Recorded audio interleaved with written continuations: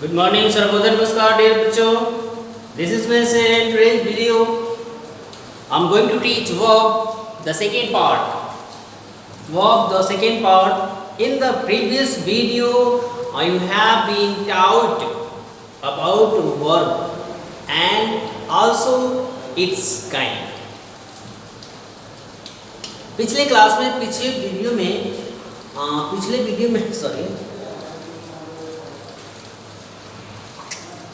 Video में आपने पढ़ा कि ये जो वर्ब होते हैं उसके कितने काइंड होते हैं। मैंने बताया था वर्ब के दो टाइप होते हैं। एक में मैंने पढ़ाया था मेन वर्ब और एक में हेल्पिंग वर्ब। तो मेन वर्ब की बात हमने नहीं की थी और करेंगे भी नहीं। हेल्पिंग वर्ब की बात की थी और हेल्पिंग वर्ब में हमने आपको दो काइंड बताया था कि हेल्पिंग वर्ब के भी दो काइंड होते हैं, जिसमें एक आता है प्राइमरी एक्सिलरी और दूसरा मोडाल्स। तो प्राइमरी एक्सिलरी हमने ऑलरेडी आपको पढ़ा दिया है। प्राइमरी एक्सिलरी में जो उसका कितना 12 पार्ट होता है, उसका 12 पार्ट हमने ऑलरेडी सारा पढ़ा दिया है पिछली वीडियो में। और आज के इस वीडियो में हम मोडाल्स पढ़ेंगे जिसके 13 पार्ट होते हैं।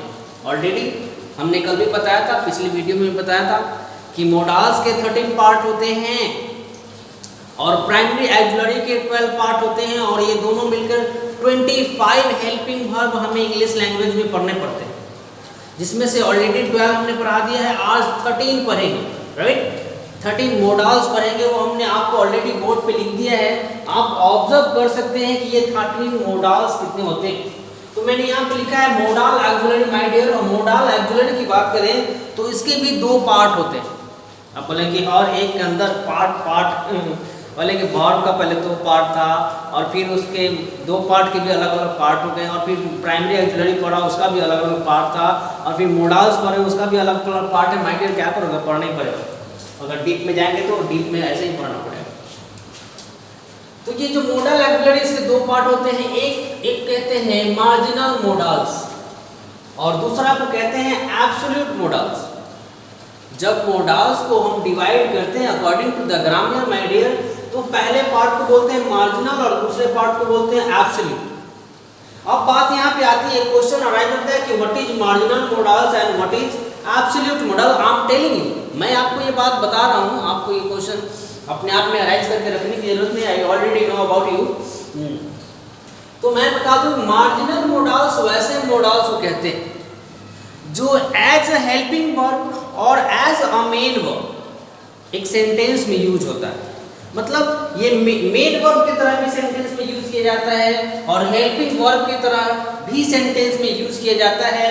Then we can say that it is related to marginal modals. मतलब आपको जो तीन मोडाल दिख रहे हैं, मार्जिनल मोडाल तीन तरह के होते हैं, राइट।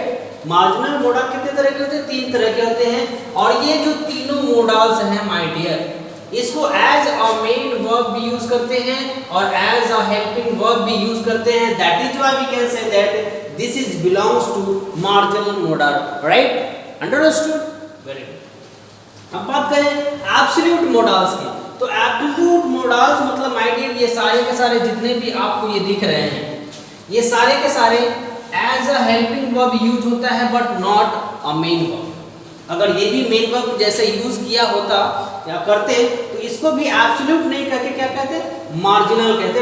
दोनों में डिफरेंस देख लीजिए कि आप इन तीनों को as a main verb use करते हैं, as a helping verb use करते हैं, बट एब्सोल्यूट वर्ब को, एब्सोल्यूट मोडाल्स को केवल और केवल हेल्पिंग वर्ब के जैसे ही यूज करेंगे। समझ रहे हैं बात को? उम्मीद करते हैं आप समझ गए होंगे। अब बात आती है कि इसको बारी बारी से पढ़ेंगे कि इसमें से कौन से यूज कैसे किया जाता है। एक इंग्लिश ट्रांसलेशन में, एक इंग्लिश लैंग्वेज में, एक सेंटेंस में इस तरह के मोडाल्स को कैसे यूज करते हैं। तो माय डियर सबसे पहले हम चलेंगे मार्जिनल मोडाल्स की ओर। जब इसको कंप्लीट कर लेंगे then after I will go to the next. Okay, इसमें तीन हैं और तीन का मतलब आप समझते हैं, इसका मतलब होता है जरूरत। इसका मतलब होता है हिम्मत दिखाना, राइट। और इसका मतलब होता है पास्ट की हैबिट को शो करना, पास्ट की हैबिट को शो करना। समझ रहे हैं? पास्ट की हैबिट, पास्ट की हैबिट, ये मैं तीनों आपको डिटेल में बता रहा हूँ। बने रहिए, फोकस्ड रहिए, अटेंटिव रहिए, मेरी बात को अच्छे से ऑब्जर्व कर लीजिए माय डियर। अगर एक बार आपने ये सारा पढ़ लिया तो आपको दोबारा पढ़ने की जरूरत नहीं। आई होप सो, मुझे ऐसी उम्मीद है। इसलिए अटेंटिव होकर पढ़े। इस तीनों को क्लियर करने के बाद मैं इस एब्सोल्यूट मॉडल में चलेंगे। अभी मैं थोड़ा बोर्ड क्लीन करना है, बोर्ड क्लीन कर लेता हूँ।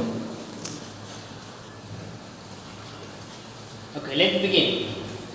यूज ऑफ नीड, जो आपको हमने तीन बताया था, कौन कौन सा? नीड, डेयर और यूज्ड टू। उसमें से पहला पार्ट पढ़ेंगे नीड। जैसा मैंने आपको बताया कि नीड का एक हिंदी मीनिंग होता है जरूरत।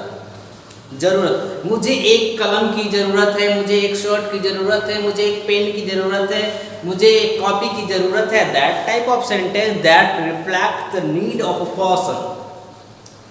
एक इंसान की जरूरत को शो करने के लिए माय डियर हमें इस नीड की जरूरत होती है। और ये मेन वर्ब भी है, मेन वर्ब भी।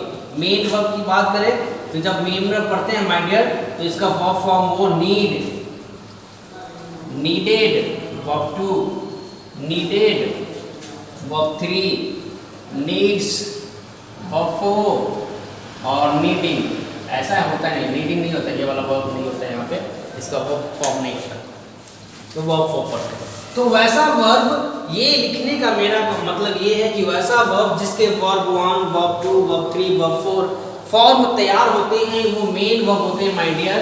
और मैंने अभी ही बताया है कि वैसा वर्ब फॉर्म, ये वैसा वर्ब फॉर्म है जिसको एज अ मेन वर्ब और एज अ हेल्पिंग वर्ब दोनों तरह से यूज करते हैं। अब सेंटेंसेस मेरे पास कुछ एग्जांपल्स है जिसके सहारे मैं आपको बताऊंगा कि कैसे एक सेंटेंस में इसे एक मेन वर्ब के तौर पे और एक हेल्पिंग वर्ब के तौर पे यूज करते हैं। तो माय डियर, सबसे पहले मैं बता दूं कि जब कोई सेंटेंस हम तैयार करते हैं तो उसका तैयार करने का एक स्ट्रक्चर होता है, एक पैटर्न होता है, एक कंस्ट्रक्शन होता है। उस कंस्ट्रक्शन के आधार पर हम कोई सेंटेंस बिल्ड करते हैं। जैसे एक मैथमेटिक्स को बनाने के लिए एक फॉर्मूला की जरूरत होती है, वैसे एक इंग्लिश ट्रांसलेशन को ट्रांसलेट करने के लिए माय डियर कंस्ट्रक्शन की जरूरत होती है। वो कंस्ट्रक्शन ऐसे होता है, subject plus helping verb plus main verb plus object. ये कंस्ट्रक्शन हम लिखते हैं किसी भी हिंदी सेंटेंस को इंग्लिश में ट्रांसफॉर्म करने के लिए कंस्ट्रक्शन रेडी करते हैं। अब इस रेडी स्ट्रक्चर जो माइंड है उसमें हम एक एग्जांपल की बात करें, एक एग्जांपल लिखें। तो एग्जांपल करेंगे तो क्या लिखेंगे? You need to help your brother. ये हमने एक सेंटेंस लिखा, you need to help your brother. अब आप इस सेंटेंस को देखेंगे और देखने बाद इसकी पैटर्न को निकालेंगे माय डियर। तो ये आपका सब्जेक्ट निकल रहा है, ये आपका हेल्पिंग वर्ब निकल रहा है, ये आपका मेन वर्ब निकल रहा है और ये आपका ऑब्जेक्ट निकल रहा है, राइट। लेकिन ध्यान देने वाली बात ये है कि जब नीड के बाद इन्फिनिटिव आता, जब नीड के बाद इन्फिनिटिव की बात करें तो फिर से मैं बता दूं कि आपको हमने नाउन वाले क्लास में ही बताया था इन्फिनिटिव वाली बात कि इन्फिनिटिव प्लस मेन वर्ब से एक नाउन तैयार करते हैं या फिर मेन वर्ब के आईएनजी फॉर्म से एक नाउन तैयार करते हैं, आपको याद होगा। और वही चीज यहाँ सेम आप देख सकते हैं, ये वाली जो वर्ड है इसमें ये मेन वर्ब है, ये वाली मेन वर्ब है और इसके साथ ये इन्फिनिटिव लगा हुआ टू, जिसको प्रीपोजिशन के नाम से भी जानते हैं। अब जब दो वर्ब एक साथ आते हैं माय डियर, जब दो वर्ब एक साथ आते हैं, एक वर्ब तो ये है जिसको मेन वर्ब भी कहते हैं और हेल्पिंग वर्ब भी करते हैं, और एक वर्ब ये है दूसरा वर्ब। तो दो वर्ब जब आपस में एक साथ एक सेंटेंस में यूज किया जाता है तब किसी प्रीपोजिशन का यूज करते हैं and that is the preposition to. दो वर्ब एक साथ कभी भी लिखते हैं तो उसको एक प्रीपोजिशन से ऐड किया जाता है दोनों के बीच में कॉम्बिनेशन बनाने के लिए, and that is the same. अब मेरे कहने का मतलब ये था कि नीड के बाद ये जब मेरा हेल्पिंग वर्ब है तो ये मेन वर्ब कैसे हो गया? तो माय डियर, जब भी नीड के बाद इन्फिनेटिव के साथ वर्ब मेन वर्ब का पार्ट आता है, जैसे स्ट्रक्चर मान लिया यहाँ पे हमने लिख दिया सब्जेक्ट और इसके बाद लिख दिया यहाँ पे हमने नीड, और इसके साथ आपका यहाँ पे इन्फिनेटिव आएगा, इन्फिनेटिव प्लस मेन वर्ब का फर्स्ट फॉर्म, तो आपका ये जो नीड होगा वो होगा मेन वर्ब, और ये आपका पूरा का पूरा इन्फिनेटिव में जाएगा। आप देख सकते हैं यहाँ पे सब्जेक्ट यहाँ मैच कर रहा है, नीड यहाँ मैच कर रहा है, इन्फिनेटिव यहाँ मैच कर रहा है, मेन वर्ब यहाँ मैच कर रहा है, और आपका ये मेन वर्ब का फर्स्ट फॉर्म भी है। आप देखिए स्ट्रक्चर से इसको कॉम्बिनेशन मिला लिए, और कॉम्बिनेशन मिलाने के बाद मेरा मतलब ये है कि जब need as a main verb sentence में यूज किया जाता है माय डियर, तो उसके बाद वाला जो पार्ट आता है वो इन्फिनेटिव के साथ आता है।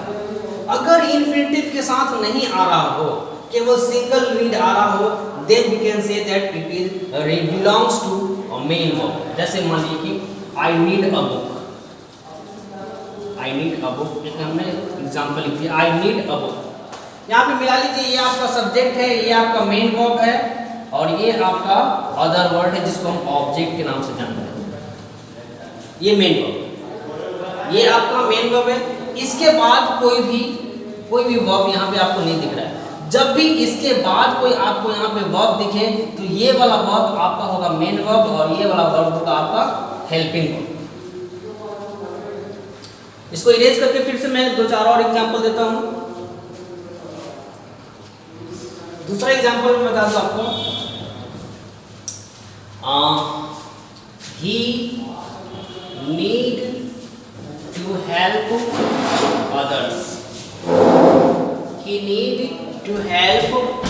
एक मीन्स यहाँ पे देख लीजिए, नीड है और इसके बाद ये टू हेल्प है, नीड है और टू हेल्प है, मतलब आप ये जो नीड के बाद टू हेल्प लगा, जो इन्फिनेटिव है, क्या है इन्फिनेटिव और प्लस वर्ब, मेन वर्ब का फर्स्ट फॉर्म है, राइट, मेन वर्ब, मतलब नीड के साथ इन्फिनेटिव और वर्ब का फर्स्ट फॉर्म आता है, तो ये वाला नीड आपका हेल्पिंग वर्ब होता है, राइट, क्लियर। अगर नीड के बाद इस तरह का कोई वर्ड नहीं आता है माय डियर, जो मैंने बोला कि सी नीड्स अ पेन, उसे एक पेन की जरूरत है, तो यहाँ पे आप जो देख रहे हैं नीड, इसमें एस लग गया है। एस लगने मतलब हेल्पिंग वर्ब के साथ कभी भी ई और ई एस नहीं लगाते हैं, केवल मेन वर्ब के साथ जब प्रेजेंट इंडेफिनिट टेंस पढ़ते हैं माय डियर, तब उसके वर्ब में एस और ई एस लगाते हैं थर्ड पर्सन के सिंगुलर नंबर के साथ, और मैंने भी यहाँ पे वही किया। मतलब ये जब एस और ई एस किसी वर्ड में किसी मेन वर्ब में यूज हो गया तो ये ऑलरेडी मेन वर्ब है, आपको बताने की जरूरत नहीं, क्या है ये मेन वर्ब। लेकिन जैसे ही इसके बाद है ना सी नीड टू टॉक, उसे बात करने की जरूरत है, नीड टू टॉक, और नीड के बाद जैसे ये इन्फिनेटिव और मेन वर्ब का फर्स्ट फॉर्म आ गया है, तो ये हो गया आपका हेल्पिंग वर्ब।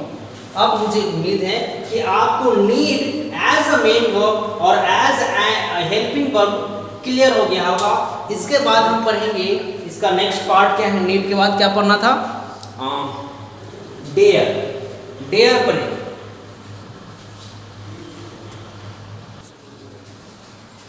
अब बात करते हैं डेयर, किसकी बात करेंगे, डेयर। इसका मतलब हमने बताया था आपको हिम्मत या साहस दिखाना, हिम्मत या साहस दिखाना। जनरली मोस्ट ऑफ टाइम हमने भी ऑब्जर्व किया है कि जब कभी मोस्ट ऑफ टाइम ये जो वर्ड है वो इसको लड़कियां औरतें यूज किया करती हैं।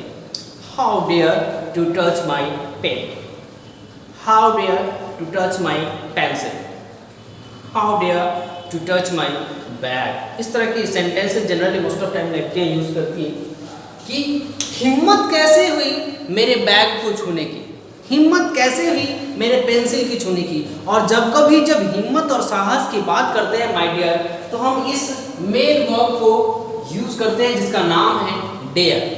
अब इस डेयर की बात करें तो जैसा हमने अभी अभी पढ़ा था, यूज ऑफ क्या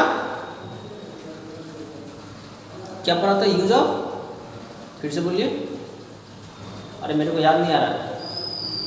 उसके पहले क्या पढ़ा था? नीड। Very good, need. और नीड और डेयर दोनों भाई है आपस में, समझ लीजिए। नॉर्मल भाषा में बोले तो नीड और डेयर दोनों आपस में भाई है। जो यूज हमने नीड का सीखा है वही यूज हम डेयर का भी सीखेंगे। The same, both are the same. ये भी as a helping verb use होता है, सॉरी, और as a main verb use होता है। जैसा आपने अभी पढ़ा कि नीड को as a helping verb, as main verb पढ़ते हैं, वैसे सेम इस डेयर को भी as main verb, as a helping verb पढ़ते हैं। एग्जाम्पल से मैं बात बता दूं, एग्जाम्पल से यहाँ पे जो हमने अभी एग्जाम्पल बोला, how dare you to touch my pen, ये लिखा, how dare you to touch my pen. तो ये माई डियर,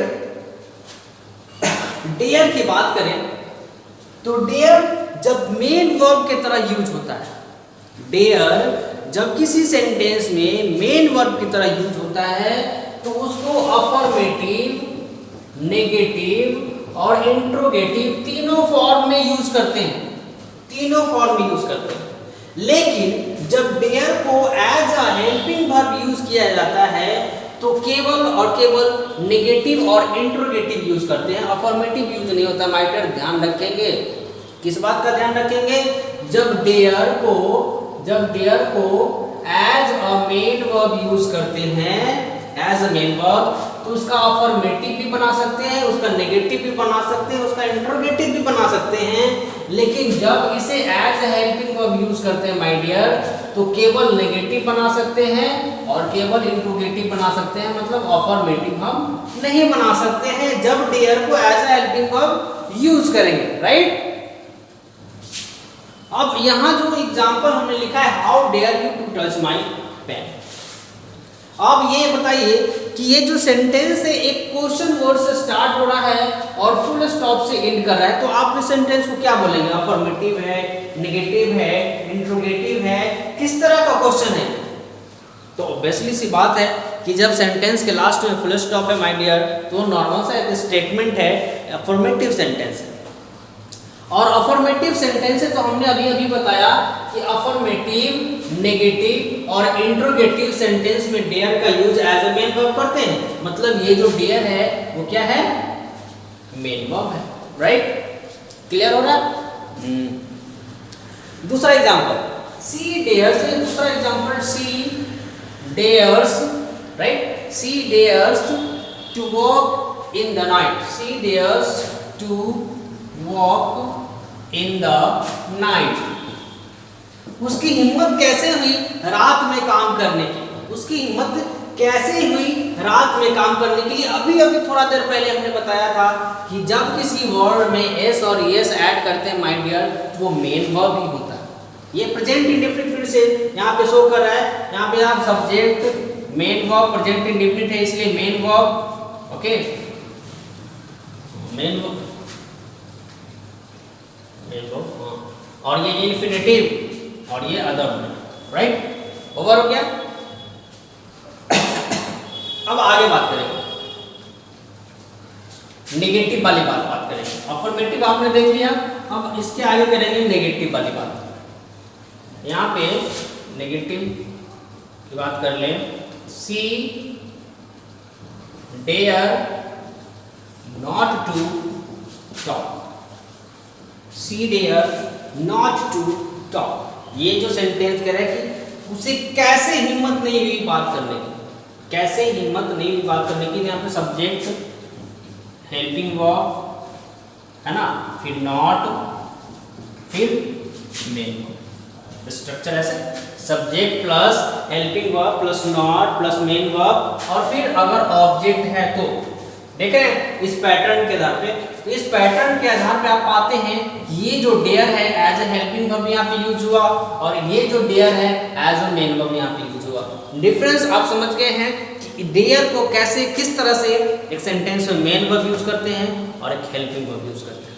ठीक है, याद रखेंगे डेयर जब नेगेटिव और इंट्रोगेटिव में यूज किया गया है, जब डेयर नेगेटिव और इंट्रोगेटिव में यूज किया गया है तो वो हमेशा हमेशा हमेशा हेल्पिंग वर्ब ही होगा।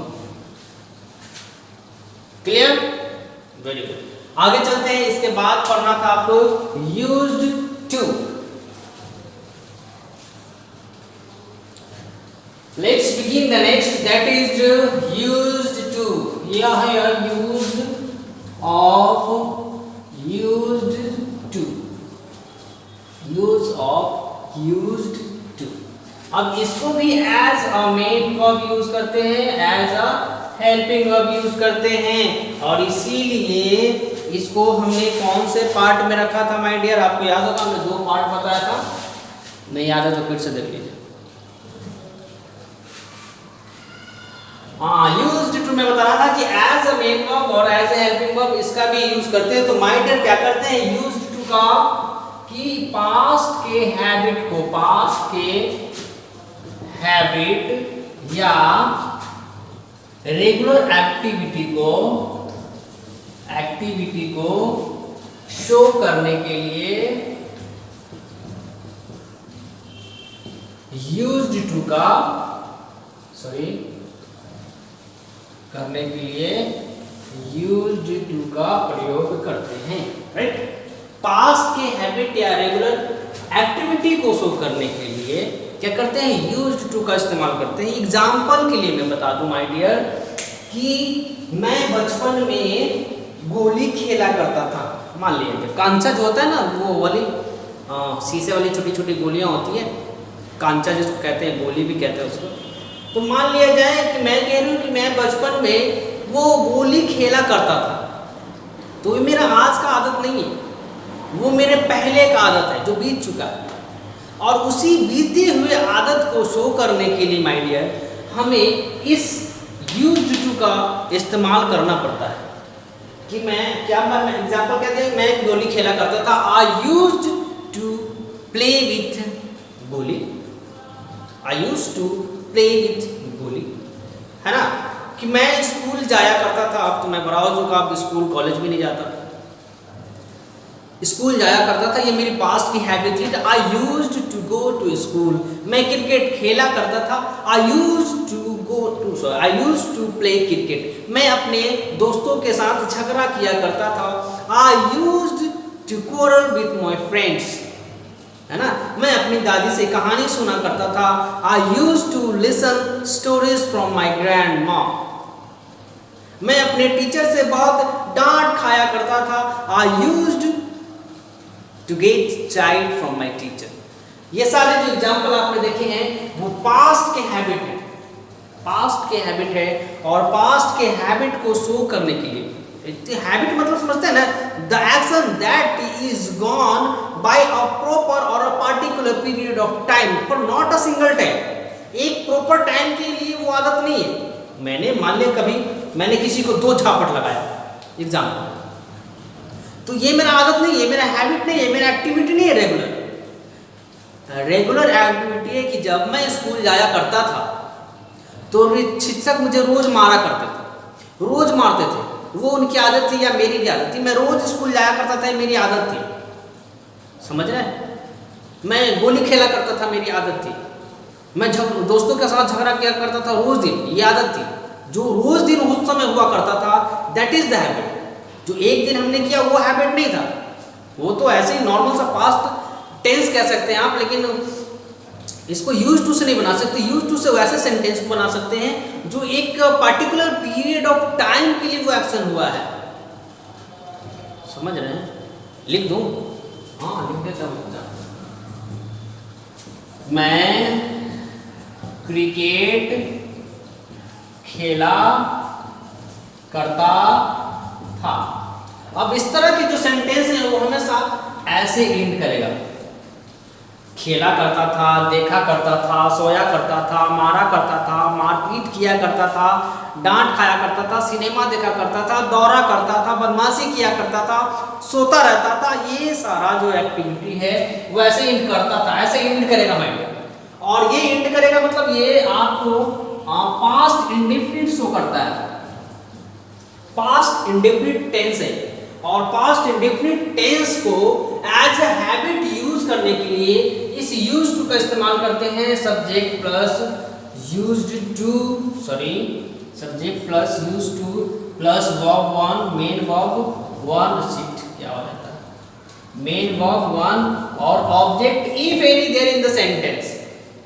अब इस पैटर्न पे इस हिंदी सेंटेंस को ट्रांसफॉर्म करेंगे तो लिखेंगे सब्जेक्ट की जगह आई यूज्ड टू, और मेन वर्ब क्या है, खेला, खेला, क्या खेला, play, I used to play cricket. Over हो गया, ये सेंटेंस आपका कंप्लीट हो गया, I used to play cricket, right.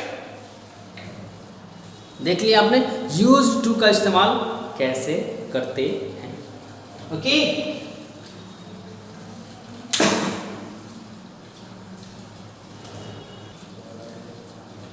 Now अब आप पढ़ेंगे इस यूज्ड टू का दूसरा सा यूज, सेकेंड यूज। आपने एक पढ़ लिया पास्ट में हैबिट को दिखाने के लिए यूज्ड टू का इस्तेमाल करते हैं, जिसका पैटर्न हमने लिखा है। आप इस पैटर्न के आधार पर पास्ट में बीते हुए जितने भी आपने एक्टिविटी की है, जितने भी आपकी हैबिट थी, जितनी भी आपकी रेगुलर एक्टिविटी थी, उसको इस पैटर्न पे आप ट्रांसफॉर्म कर सकते हैं वेरी इजीली। लेकिन हमने यहाँ पे दूसरा पैटर्न लिखा है, आप देख सकते हैं subject plus verb to be and then used to and then main verb का ING form and then object if in the sentence. Example के लिए मैं यहाँ पे बताता हूँ। अब आप बोलेंगे कि आप सब्जेक्ट जानते हैं, यूज्ड टू पढ़ लिया, मेन वर्ब का फर्स्ट फॉर्म पढ़ लिया, अब ये वर्ब टू बी क्या होता है, यहाँ पे चेंज हो गया। इन दोनों सेंटेंस में, दोनों कंस्ट्रक्शन में थोड़ा सा चेंजिंग आएगा। सब्जेक्ट सब्जेक्ट मैच कर रहा है, यूज्ड टू मैच कर रहा है, लेकिन ये वर्ब यूज नहीं, वर्ब मैच नहीं करेंगे, वर्ब वन है और यहाँ पे वर्ब का आईएनजी फॉर्म है, और ये भी टू बी मैच नहीं कर रहा है। ये टू बी क्या होता है, हमने आपको वर्ब के पहले ही वीडियो में पूरा का पूरा जो वीडियो पढ़ाया था वो सारा का सारा वर्ब टू बी है। फिर से एक बार मैं बता दूं, वर्ब टू बी मतलब ये इज, एम, आर, वाज, वर, ये जो पढ़ते हैं माय डियर, इसी को वर्ब टू बी कहते हैं, राइट। इसी को वर्ब टू बी कहते हैं और इसी से रिलेटेड यहाँ पे हम एग्जाम्पल पढ़ेंगे अभी। कैसा पढ़ेंगे, जैसे मान लिया हमने यहाँ पे लिख दिया ही इज, देखिए प्रेजेंट में हम लिख रहे हैं, यहाँ पे इज है, he according to the subject I have used helping verb over here, he is used to helping others. यहाँ पे हमने जो एग्जाम्पल लिखा आप देख सकते हैं, he is used to helping others, मतलब ये देख लीजिए आप मेन वर्ब है और उसका आईएनजी फॉर्म है, राइट। मेन वर्ब और आईएनजी फॉर्म का आपने स्ट्रक्चर लिख दिया। अब ये जो एग्जाम्पल है वो है प्रेजेंट में, कहाँ है, प्रेजेंट में, ये जो लगा हुआ मतलब प्रेजेंट है। तो प्रेजेंट में ये सेंटेंस हैबिट नहीं दिखा रहा है कि वो आज की घटना को बता रहे कि आजकल वो गरीबों की या दूसरे लोगों की मदद किया करता है, किया करता है। यहाँ आपने पढ़ा कि किया करता था, यहाँ इस स्ट्रक्चर से पढ़ेंगे कि वह लोगों की मदद किया करता था, यूज्ड टू लग गया। तो अगर इज लगने के बाद यही मीनिंग बनता है कि वह लोगों की मदद किया करता है, समझ रहे हैं, किया करता है। अब इसी को पास्ट में बनाएंगे माय डियर, तो बनेगा he was used to help others. ये हो गया आपका पास्ट, राइट। ये ही वाज, ये वर्ब टू भी ही है, वाज फॉर्म है, ही वाज। अब ये सेंटेंस बता रहा है कि वह लोगों की मदद किया करता था, किया करता था। आप ऐसे भी बना सकते हैं और इसको ऐसे भी बना सकते हैं my dear. Here he used to help others, ये दोनों का दोनों पास्ट है, और जो आपको दोनों में से सही लगे, दोनों एक्चुअली सही है, लेकिन जो आपको ज्यादा सहूलियत प्रदान करता हो, जिससे आपको बनाना हो उससे आप इसको ट्रांसफॉर्म कर सकते हैं। आपको हमने 3 रूल यहाँ पे बता दिए, राइट। अब चलते हैं आगे, यूज टू फिनिश हो गया।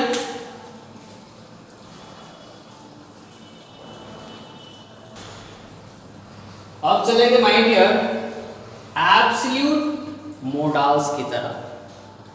एब्सोल्यूट मोडाल्स की तरह हमने मोडाल यूज किया था जिसमें 2 पार्ट बताया था आपको। एक इधर वाला मार्जिनल, जो मार्जिनल में 3 काइंड थे, हमने ऑलरेडी पढ़ा दिया। अब इसके दूसरे पार्ट में चलेंगे जिसमें पढ़ना है एब्सोल्यूट मोडाल्स, और एब्सोल्यूट मोडाल्स में टोटल 10 होते हैं, 13 होते हैं टोटल मोडाल्स, इसमें 3 हमने पढ़ा दिया। अब बच्चे में 10 मोडाल्स पढ़ने हैं, जिसमें एब्सोल्यूट मोडाल है उसका सबसे पहला फॉर्म पढ़ना है आपको कैन, राइट। कैन मीन्स होता है शकना, शकना क्षमता दिखाना,